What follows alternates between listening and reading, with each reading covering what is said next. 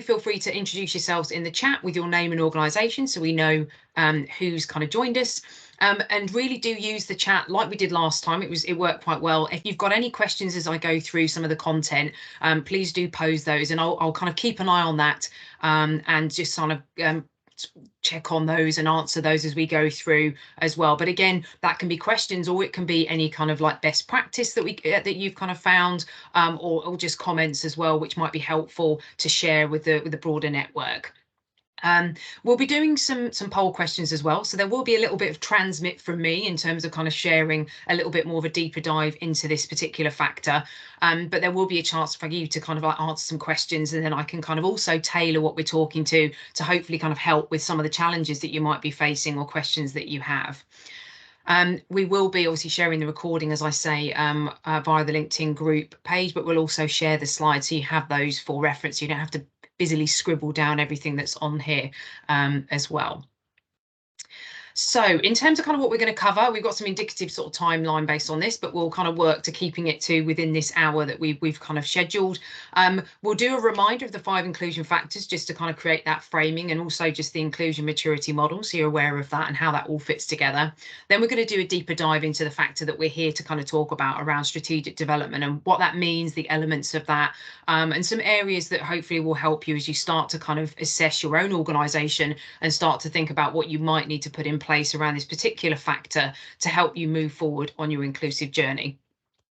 Then we'll do, as I say, we'll do some poll questions throughout that. Then we'll look at just a couple of things that you might want to think about, particularly with this factor, that might help. And I'll kind of talk through some of that, but a bit of a culmination of some key areas to consider. And then give you an opportunity, if there's any further questions, to kind of pose those at the end that we can talk through. But it doesn't stop there post this session. If you still have questions around that you reflect on, please use the LinkedIn group as when we've posted that to kind of ask any questions, and I'll dip in with Simon to kind of answer those as we go through. So without further ado, we'll do the give you a bit of an overview about where we are. Thank you for putting your names and who you work for. Great to see you. Thank you. So the inclusion maturity model, hopefully most of you have kind of seen this through the toolkit or various other things that we've been doing, but it is a model that we've kind of pulled together through years of kind of work as an employer in doing this in space, so own sort of validity around that, but also working with clients and what works. And we've used a model that hopefully helps understand where the journey for individuals and organisations might be around where they are in terms of their maturity on inclusion. And that goes from everything from that starting point of being emergent, perhaps being much more compliant, focused, all the way through to truly systemic inclusion. And that's really kind of aspirational, because we often see most organisations sort of either in that emergent characteristic focus or going towards that inclusion based on kind of some of the practices that they have. And we use a number of these factors that we're talking about to kind of identify some key areas where inclusive practices can sit. And those are 5 that we've kind of picked out, which are generally, if we think about the way that an organisation works and some of the employee life cycle, that's where we've looked at that. But we've also looked at the external factor and the influence that you have on the communities within which you kind of work and play and live and all those sorts of things. So that's been really kind of a key part of what we look at as well. So in terms of kind of the 5 factors, why with the areas around this, so there are those 5. So we have one that is talent attraction. So that's how does the organisation attract and recruit diverse talent? Talent development, how does the organisation develop, progress and retain diverse talent? And then strategic development, how developed is the organisation's inclusion strategy, and how is success measured? Then we also have inclusive culture. How developed is the organisation's culture in enabling a consistent feeling of conclusion? And then lastly, external impact, which is how does the organisation impact external stakeholders around inclusion? So we've already looked at talent attraction and talent development. As I say, you can access that recording to kind of have a deeper dive into those. And we will be doing 2 other sessions post this one, again, focusing on inclusive culture and then external impact. But today we're going to be focused in on the strategic development. So let's do a little bit more on that. Oh, that was wrong. So in terms of strategic development, we've got a number of kind of framing questions that we use when we're kind of assessing where an organization's conclusion maturity might be, and also where you might need to focus your energy in terms of helping you move on that inclusive journey. And these are things like, well, how well developed is your D&I strategy? Do you have a strategy which guides your organization in the right direction based on what you're trying to achieve, your aspirations around inclusion? How does the strategy fit within an organizational context? Actually understanding where you're trying to go as a business. How does inclusion help aid that? What does that look like, and what does that need to look like to support your kind of more organizational kind of vision and strategic objectives? And then the sort of last key question is around how success is measured. We always say, what isn't measured doesn't get done, but so it's really important to think about that. And when we go through our assessment process, we constantly talk about data-driven aspects of that. So really getting really good data. So this is a key part of this in terms of kind of understanding that across all the factors, but really key to actually, as you move forward, how do you make sure that you've got the right data to understand your success? So the key elements within this, which kind of link to those questions, is looking at organizational strategy, your D&I strategy, and KPIs and data management. And we'll go into a little bit more depth into each of those three, just to talk about things around what might be kind of classed as not such great practice, so perhaps very limited practice in those areas, to kind of best practice elements of that as well. But before we do that, wanted to kind of ask just a immediate sort of question around, how you, for your organisation, which element is viewed as the biggest challenge when it comes to strategic development? So thinking about organisational strategy, is there a link to your organisational strategy with any kind of D&I activity?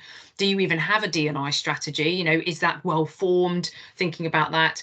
And likewise, do you have KPIs and do you have good data which backs that up? So having a think about those, where would you say your biggest challenge is within those? So it's now on stage. If you want to kind of pop your answer in there and submit that, then we'll have a look at what the group's saying.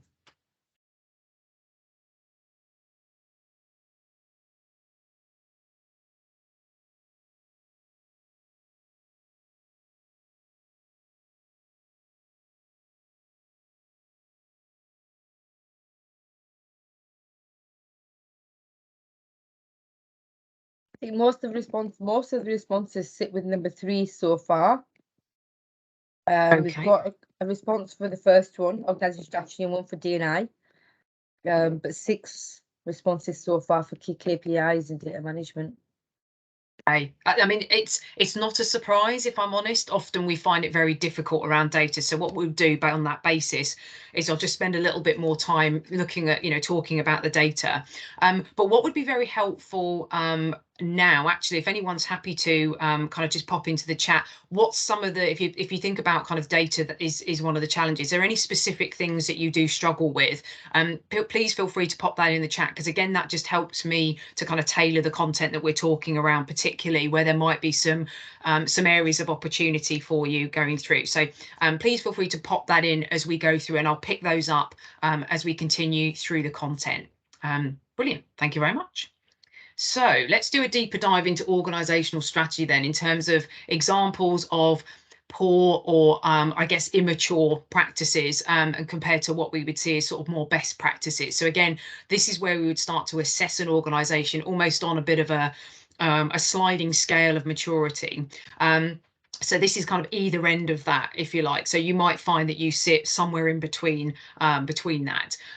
So let's have a look at this. So in terms of kind of some of the poor practice, is that organisational strategy has a very compliance-based, regulatory, must follow the law type of approach. So it's very much a tick box exercise.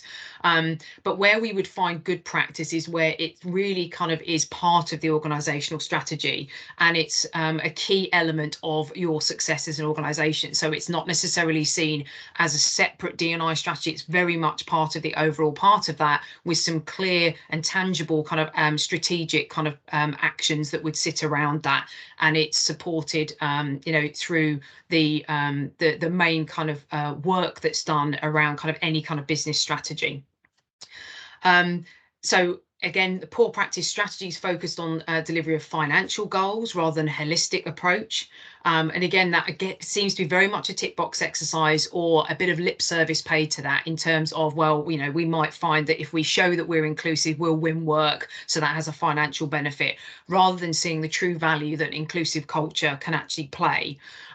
So actually then we look at good practice is that the D&I is as a focus and enabler to organisational success. So again, it starts to run through as a golden thread to success in that way. And again, that is very much seen through how the strategy is talked about through the organisation, the sponsorship that it has in that way. And it's something that is continuously looked at. You know, a strategy is a working document. It's not something that's created and gathers dust somewhere.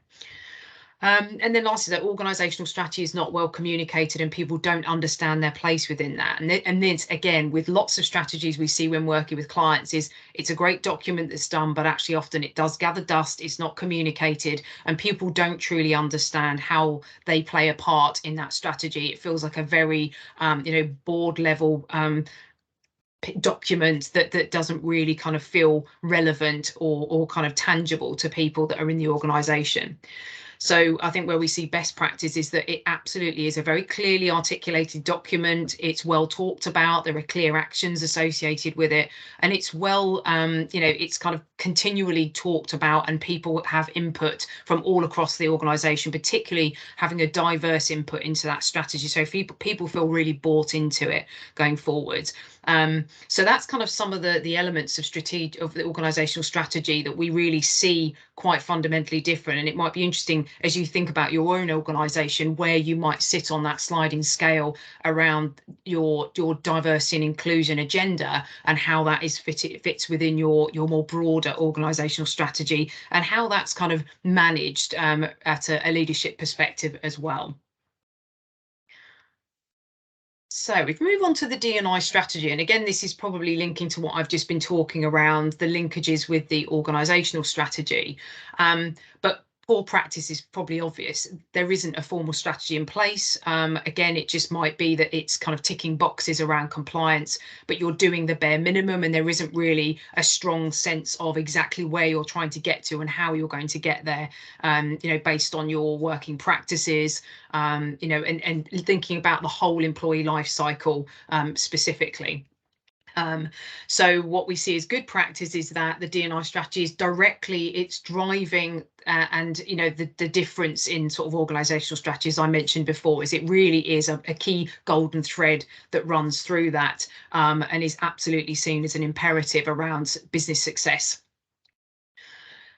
Some poor practice around fragmented approach to D&I, and it's got no centre of gravity. And so again, this is this whole piece around this golden thread, and that it's kind of feels like a bolt-on. So somewhere you might have a strategy, but it's got no link there. So what we often find that it's done, again, this tick box exercise, that it might be owned outside of, the leadership team.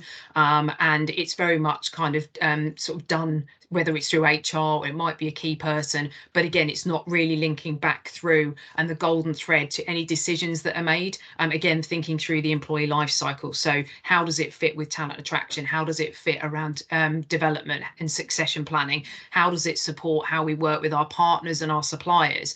All of those things that build a really good business, and all the factors that are in that, that's where we should see that golden thread and inclusion being at the forefront of making those decisions. Again, we've kind of got the same thing within this around this communication piece, is that, it's communicating how it fits within the organisational strategy, but likewise, the fundamental bits of a diversity and inclusion strategy need to be really clearly articulated and in language that actually the organisation can kind of get behind and understand that the part that they play. And a key part of where we see best practice is that there is this sponsorship at a central level, but it does feed down to a network of diverse, participants as part of that, with that continuous review and focus on how the strategy can be improved, how it needs to kind of respond to the business moving forwards in terms of being able to, again, create practices which are truly inclusive. So then we come on to data. And as you've kind of mentioned, data is a key challenge around this. And absolutely, it's certainly something we see with clients a lot. And this can come from often either, you've got the ability to capture the data, but you're not getting the responses back from employees. So we're asking them for very personal data. There's a lot of emotion around that. There's a lot of mistrust around asking for that data. And so what we see in terms of kind of poor practice tends to be the expectation that you can just simply ask your employees and that actually you have a right to get a response back without any explanation around why you're asking for the data or what you intend to do with that data. And likewise, even if you do explain that, what happens is you gather that data, but nothing is then communicated out around how you've then used that, what benefit it's added, the actions you've taken from that, and how it, individuals in the organization can see that data helping shape the strategy, the practices going forward. So that tends to be one of the key areas that even if you have got the mechanisms to capture it, you're not getting decent data coming back, which makes it very difficult for you to identify where you might have the challenges and where you then need to focus your attention on improving practices for people to feel much more inclusive. So what we normally suggest around that is spending time to really kind of engage with people, to kind of share what your vision is. And this is where it links back to, have you got a vision? Have you got a strategy which tells individuals, what you're trying to do and why their data, and by giving that data to you, why that will really help and underpin the work that you're going to do.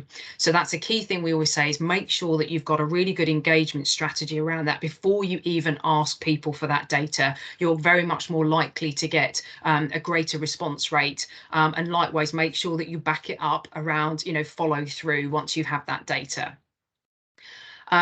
Often it can be challenging to simply kind of understand how to capture that data. And again, thinking about a secure way to do that. If you've got the opportunity to look at an independent way of capturing that data, that's something obviously we do as part of the work we do with clients, but you can do it yourself. And what we do always say is that we want you to become self-sufficient to access that data so you can do it on a regular basis. And you can use that in many different forms, whether you do that through an employee engagement survey, and then doing that on an annual basis to understand kind of what's changing as you start to build the trust in the organization year on year, and you start to kind of communicate that. Again, you should start to see response rates increase or engagement rates increase to kind of help you understand that. And I think also understanding the kinds of data that you need to access.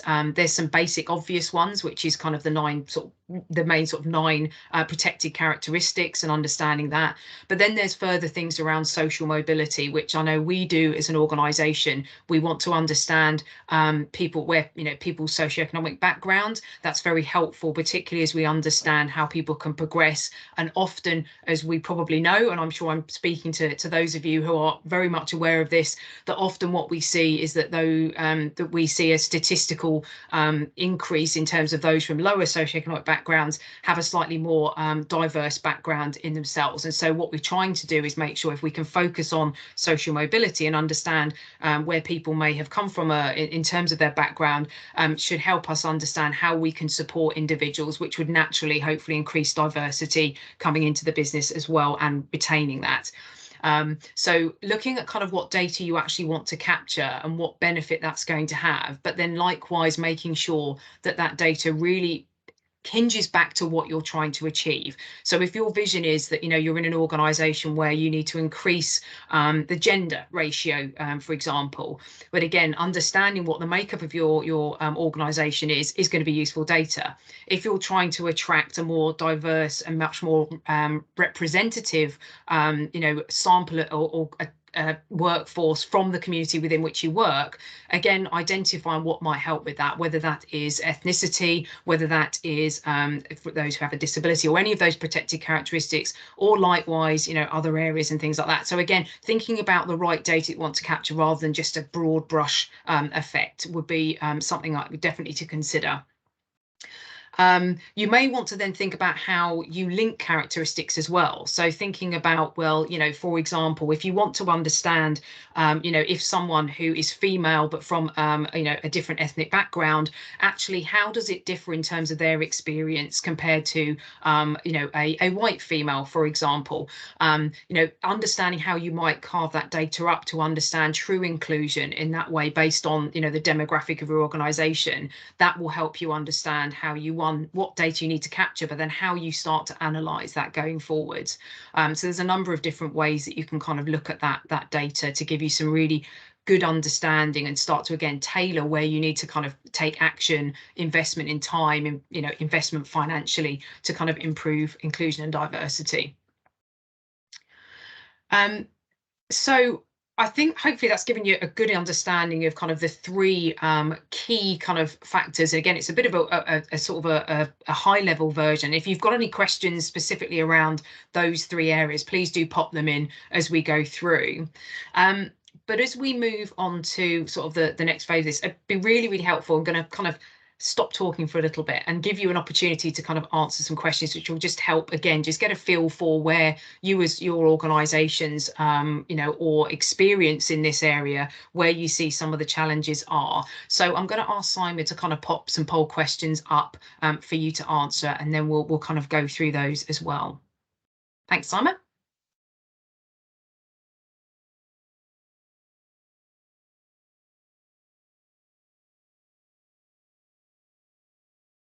So shall I pop them up one by one, Katie? Yeah, I guess. Well, I mean, I guess you could probably pop them up as they come through. On the technical aspects of it, I don't know how it works on Yep. Teams in terms of. Well, I can do them individually so they pop up on everyone's screens. The first one's gone up, whether you have a D&I, and I think we've had quite a few people respond to that. The next one's up there now, and it asks about whether your D&I strategy is linked to the organizational strategy.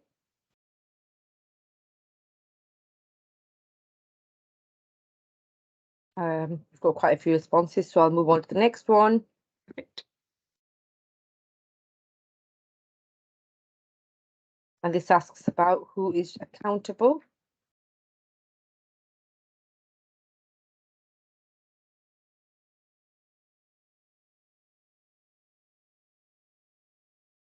Just waiting for a few more responses.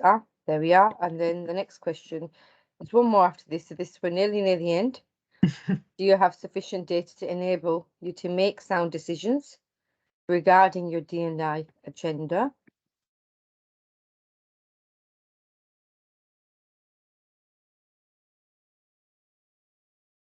And the final one, this is not going to be MCQ. Instead, it is a word cloud. So you have the option to insert words. So if you stated that you do not have enough sufficient data to enable you to make sound decisions regarding your D&I agenda, please state the challenges you are facing in obtaining or collecting this data.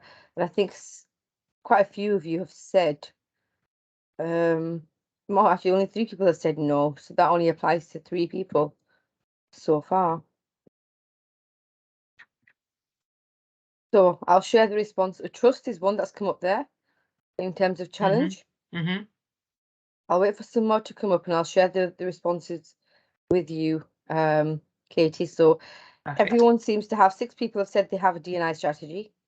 Brilliant. Is it linked to the organizational strategy? Everyone that said responded to that has said yes, 5 people. Great.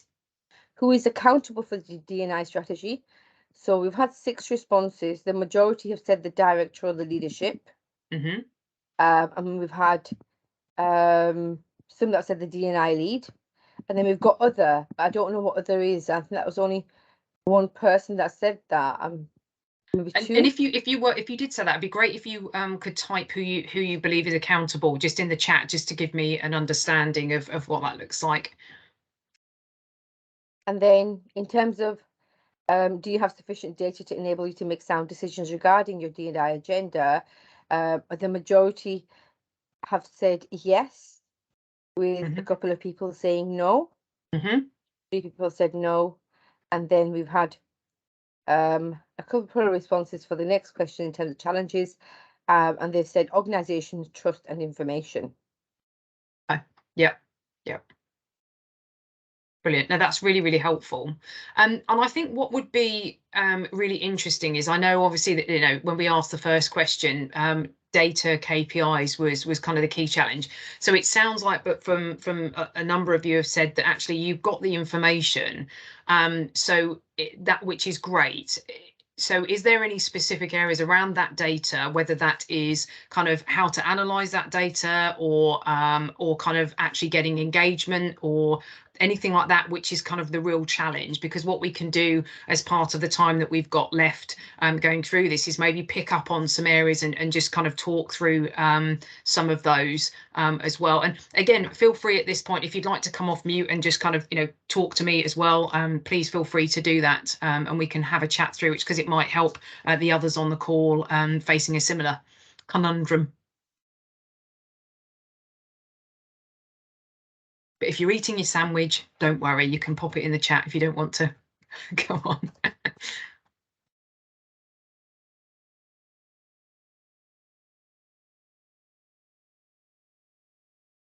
Are you aware, Sophie? I think she's got her hand up. Oh, I couldn't see it because the poll. I need to kind of get rid of that. Thanks, Simon. Hi, Katie. Really interesting. I think when it comes to data, it's not about accessing the data. It's I think what's really more interesting, I'll put my camera on, sorry. I think what's more interesting is how you measure the impact. And what I always say to organisations that I'm working with is that you can have all this data, but what are the tangible outcomes that you're working against to make sure that your organisation has seen a transition in change? So, for instance, you're on about the strategy. The DEI strategy should be a 3 to 5 year plan for every organisation to make sure their KPIs are met within that organisation, to see if there is that better area of work. I think what I find difficult sometimes is keeping on top of all the data, getting that data out there, like you said earlier on, about how do you share that data in terms of impact and change. So what we refer to is more case studies and more tangible, person-centered kind of impact, as opposed to, we've worked with over 1,000 employees across 50 organisations, with a 50% of increase in change in XYZ. So I think sometimes that's what can be hard as an organisation. Yeah, absolutely. No, absolutely right. And I think, you know, you brought up a key point there, and I was talking about the kind of data that you want to get from a diversity sort of demographic. But you're absolutely right. The sentiment of the organisation, the people that are working there, is so vital. And I think the way that we approach kind of gathering the data to kind of do an assessment of inclusion maturity and focusing on recommendations is to look at, you know, it's like a bit of a triangulated approach. So it's getting an understanding of the diversity data. It's looking at kind of the sentiment, so the lived experience, and then we do that through a survey, but also focus groups to kind of really kind of, you know, dig deeper onto that. But then we also look at the working practices. So again, linking back to, well, it's all very well, you know, you've got policies, but actually if we link that back to how people feel in the organisation, and actually does that policy include them? Does it feel right to them? Again, that's something, so that's where the triangulated approach comes from. So I think if we're trying to get an understanding of, one, asking for diversity data, that's one thing, but really getting a feel for how included people feel, you need to kind of make sure you've got the right mechanisms to do that. And that does take time and energy, absolutely. So it's trying to find a simplified way for organisations, particularly if you're a small organisation, about how you might do that. So yeah. No, I think that's really important. And I think one thing is those focus groups are so key to understanding your workforce development and understanding the measure and the need of your workforce. So if you can get that research-led approach, which then feed into your policies and your strategies, you will then have you know, inclusive workforces where you've actually tailor-made everything to meet the needs within that workforce.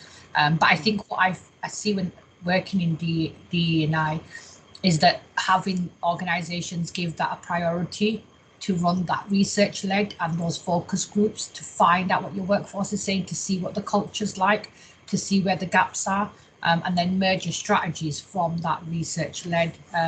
But yeah, those are challenges sometimes when working with organisations, to understand the importance of that data, and why that later is such a big, that data will help in later on pulling the strategy together. Absolutely, yeah, because I think you've got to get a baseline of where you are to know, well, okay, well, we can articulate, where we want to be. So, whether that's, you want to increase by a percentage point, your gender diversity or your ethnicity diversity or disability, or, whatever that might be.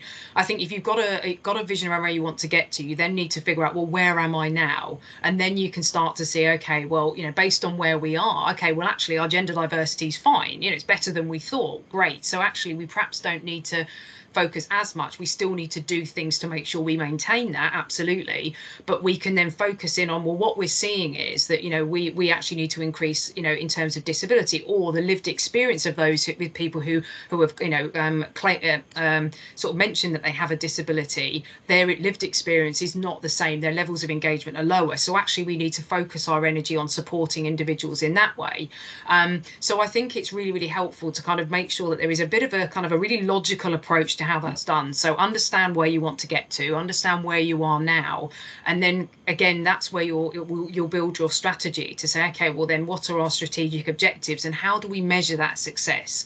So what do we need to kind of make sure that we continually check, and what data do we need to be able to do that going forward? And then it's a plan around how you then communicate that, continuously, you check it, because again, this is where you kind of have a good kind of implementation plan which would underpin that, which sounds very grand, but it doesn't need to be. It can be just a simple way of kind of knowing what you need to do when, and making sure that again you just clearly communicate that, because that tends to be the biggest. You think it sounds simple, but it sometimes is the biggest challenge for people. No, definitely. Thank you for that. Thanks for sharing that. No, thank you for sharing your thoughts as well. Was there any other thoughts in terms of any of the other, whether that's kind of from a data perspective, capturing it, communicating it, trying to turn it into a tangible strategy, or any other areas, whether that is actually engaging your leadership team, for example? So I know a couple of you mentioned that, that actually you don't feel like the directors or the leadership are accountable for that. And I think that's, again, can be sometimes a bit of a barrier to actually getting the investment, the support, the focus that's needed to kind of drive it forward. So was there any sort of other questions or comments that anyone would like to kind of, talk through, or just pop into the chat? Hi, Stephen. Hi, just turning my mic off. So yeah, really interesting discussion. Mine's probably a little bit convoluted, but just quickly, I chair a disability and carers group. I'm pretty new to this as a kind of agenda and as a lead for this, but but it's something that's personal to me, and I wanted to sort of lead on it for the business. What I found is, and we have other groups, by the way, within the business of gender groups and others who that run in parallel.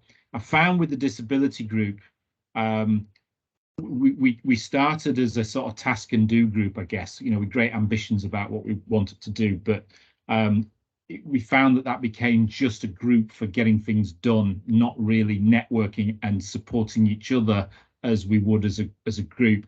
And I've taken a step back recently and just thought, am I even sharing this right? What is this group there to do? And we've got clear objectives as a business, so it's not as if we don't have that. But I just your view on having a group, some time aside every kind of couple of weeks or whatever to meet and talk about stuff.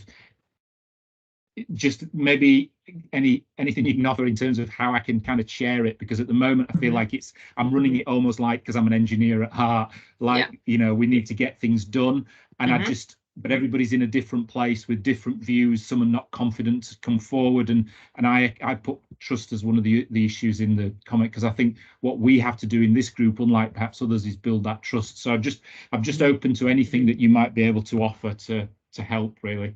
Yeah, certainly. And I would definitely put that out to the wider group in terms of any kind of network, sort of diversity, sort of network groups that you have and things that have worked. So, please feel free to pop any kind of comments in the chat, or pop your hand up and talk as well, because we don't have all the answers. I never suggest that I do, but I think we do have a number of, sort of inclusion sort of networks based on characteristics within Grant Thornton, and we have a number of ways that those work. I think the key thing for me, I think particularly building the trust, is to kind of allow some sort of free form of conversation to kind of build that trust, share stories, share experiences as part of that, as well as going into the action orientated aspect. I think you're right to make sure that that it is an action group as such, so that actually things can get done, that it's linked to the ambitions of the organization.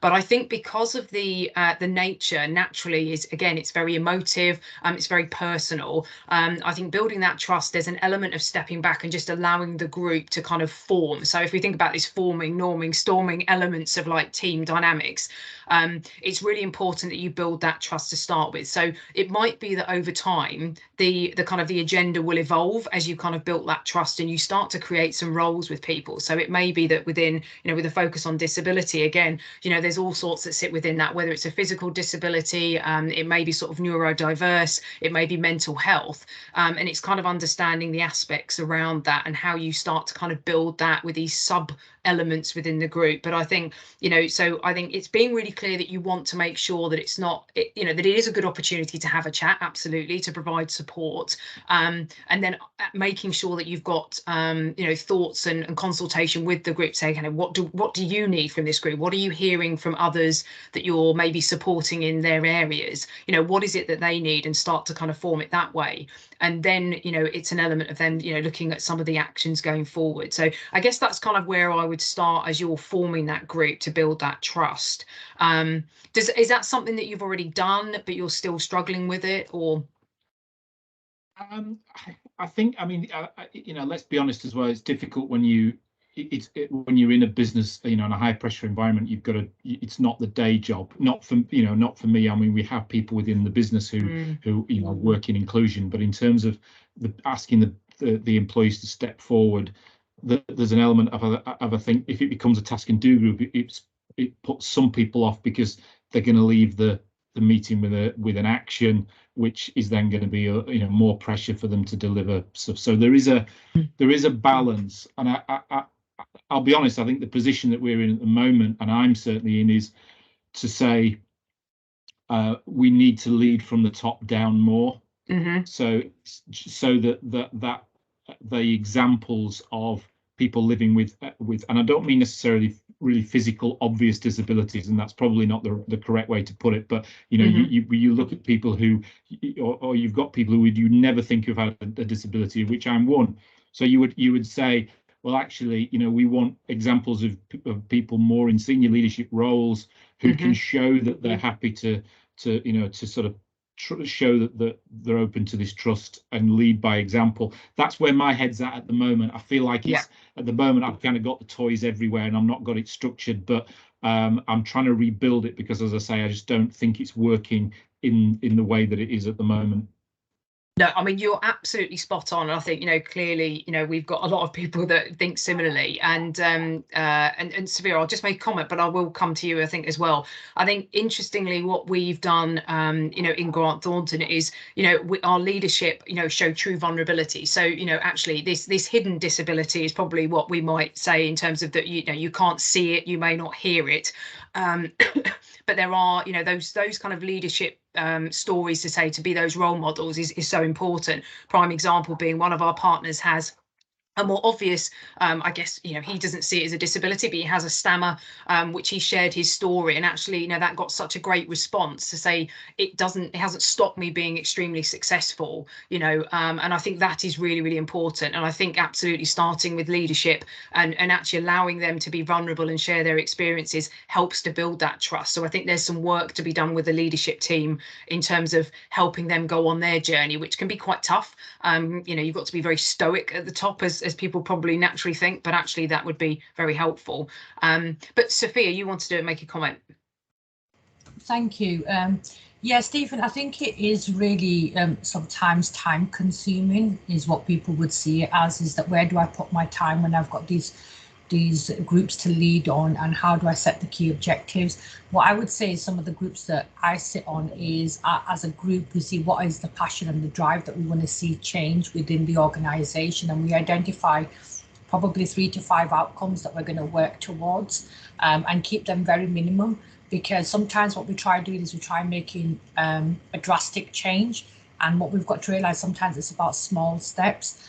So don't overwhelm yourself with thinking that you have to set so many objectives, because you don't need to do that. You just need to set like 2 to 3 or possibly 5 if you want to, and work towards that. I think what the other thing I say is definitely agree with you. It has to be top down. For many years, organisations have put the pressure onto their workforce and expecting their workforce to execute these outcomes, and not leading by example and having that zero tolerance kind of policy at the top. So I think what we need to do, and as a director I'm speaking, is that, you know, I lead by that example for my staff workforce to make sure that my staff feel that it's not just their job, but it's my job too, to make sure that there is that support network. And I think sometimes when those add-on responsibilities come, you need to then speak to your management team and say, look, you know, I'm leading on this voice group. Could I have some extra support if possible on whatever it is you're requesting? And I think you should always be open to that and not think that you can do everything. And because the last thing you want it to do is become a tick box exercise, because that's not what EDI is or DEI is. You know, it is about impact and change, because it's about individuals' lives and individuals' rights and responsibilities within that workforce. Just my thoughts. Thank you.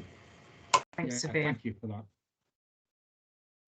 I mean, I know that it's a long journey to go on when we're, you know, you're either setting up these networks, or, you know, if you are a lone voice, you know, in the leadership team, you know, sharing that and border journeys. And I think certainly, you know, looking externally through the network, or, you know, others to kind of understand, you know, what's worked that you could apply in that way in terms of where you are on your journey is definitely helpful. So, I mean, hopefully some of that is helpful, but definitely continue the conversation and connect with the network to understand that. And I know Daryl's put a comment in the chat as well around the groups that they have in-house a lot, you know, around the protected characteristics and how they're doing that. So again, there's some good practice out there that might help. And I think it definitely, like you say, this is kind of an add-on to your day job. So it's making sure that you spread that load, and you know, just keep it simple. You know, start with a few quick wins in particular, and think about what those could be, and then build on that, because I think it can be so overwhelming and then it just doesn't happen.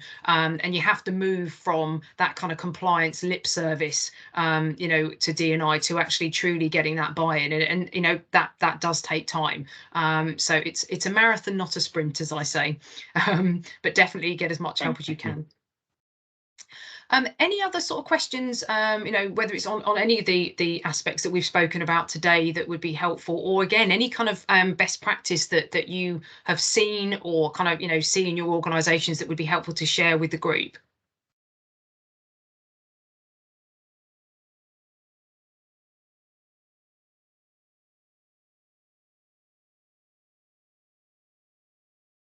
Okay, no problem. If you've got anything, please do pop it in the chat.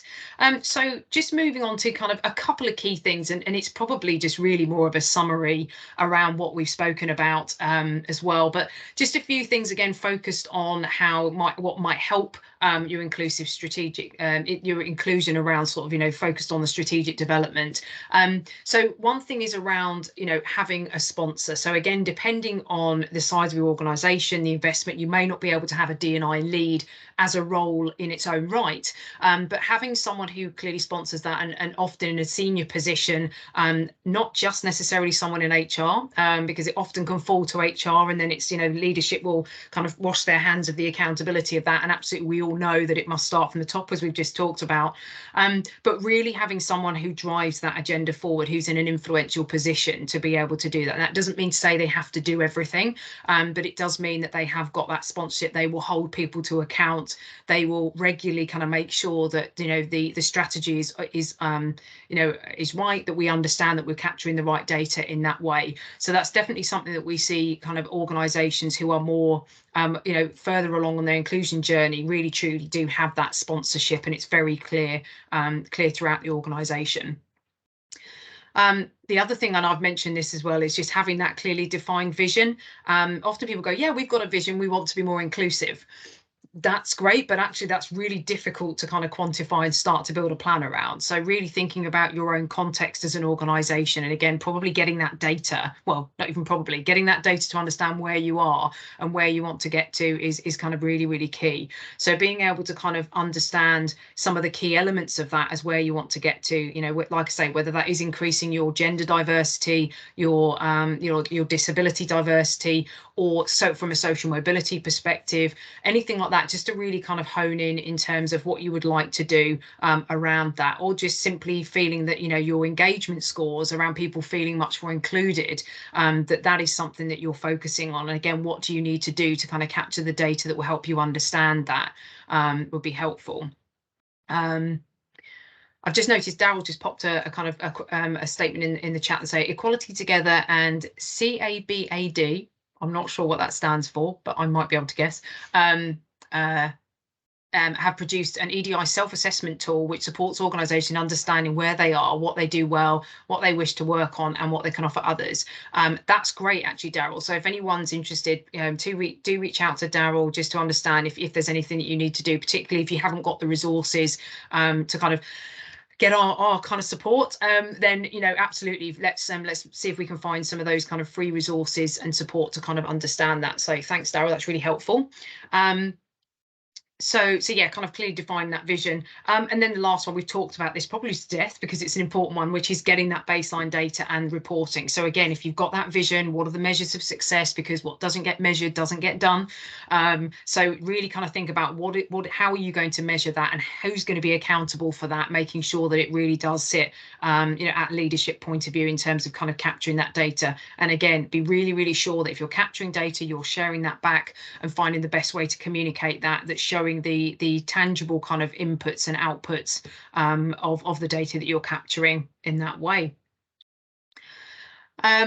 So that's kind of something. There's lots of things that we've talked about there, which I hope would be really helpful to kind of start thinking about, well, you know, when we're thinking about strategic development and those kind of key sort of questions that I spoke about earlier on, you know, what is it that you need to do as an organization to kind of really start to either kind of enhance what you're doing already or kickstart your inclusion journey going forwards. So just lastly, we've got a few more minutes, and I did say I want to kind of make sure that we provide you, you know, the time to kind of finish on time. But any sort of last questions or comments that anyone would like to kind of make?